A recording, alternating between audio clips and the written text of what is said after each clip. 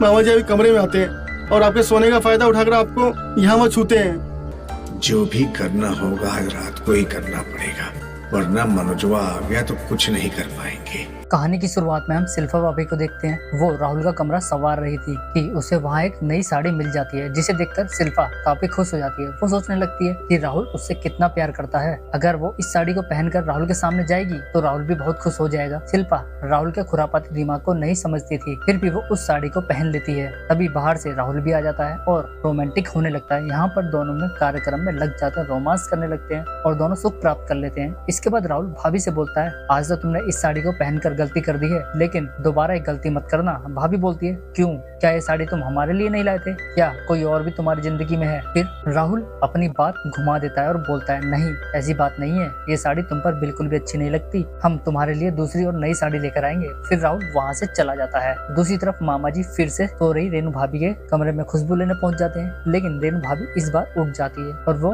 मामा जी को कुछ महसूस नहीं होने देती। तभी बाहर से राहुल उन्हें ऐसा करते हुए देख लेता है। राहुल बाहर से कुछ सामान फेंक देता है, जिसकी आवाज सुनकर मामा जी वहाँ से बाहर चले जाते हैं। अगली सुबह राहुल रेणु भाभी के पास पहुंच जाता है और जो भी पहले उससे गलतियां हुई थी उसके लिए वो रेणु भाभी से माफी मांगता है। फिर वो मामा जी की रात की हरकत के बारे में भाभी जी से बोलता है। रात में आपके सोने के बाद मामा जी आपके रूम में आते हैं और आपको गलत तरीके से टच करते हैं, लेकिन भाभी राहुल पर ही नाराज हो जाती है और बोलती है, तुम होते कौन हो ऐसा बोलने वाले, हमारे घर का मैटर है, आज के बाद तुम यहाँ मुझे दोबारा मत दिख जाना। अगर जो तुमने फिर दोबारा ऐसी गलती की तो मैं तुम्हारे पिताजी को कॉल करके कंप्लेंट कर दूंगी। यहाँ से राहुल अपना साड़ा सामू लेकर चला जाता है। कहानी में आगे मनोज रेणु भाभी को फोन करके नेक्स्ट डे आने के लिए बोलता है। इतना सुनकर तो रेणु भाभी के साथ साथ मामा जी भी परेशान हो जाते हैं कि उनके कार्यक्रम के बारे में सोचने लगते हैं कि अब उनके पास टाइम नहीं है, उन्हें जो भी कुछ करना है उनके पास केवल आज रात का ही टाइम है। इसलिए रात में वो रेणु भाभी के रूम में पहुंच जाते हैं, लेकिन वहाँ पर उन्हें रेणु भाभी नहीं मिलती। तभी रेणु भाभी बाहर से आता। मामा जी डरकर बोलते हैं, बहू आज तुम रूम में पानी नहीं लेकर आई थी, इसलिए सोचा मैं तुमसे आकर बोल दूं।